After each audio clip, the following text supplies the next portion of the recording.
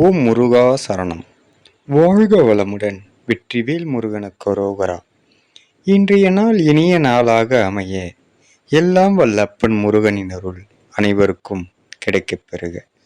நாம் வாழும் வாழ்க்கையில் நாம் பிறருக்கு கொடுக்க பணம் இல்லை என்று பதறக்கூடாது, மேலும் நாம் வருந்தக்கூடாது.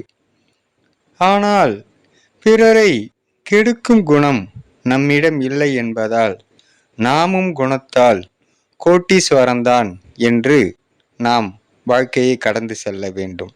அப்பன் முருகன் அருளால் சகலமும் பெற்று வளமுடன் நலமுடன் வாழ எல்லாம் வல்ல அப்பன் முருகனின் அருள் அனைவருக்கும் கிடைக்கப் பெறுக.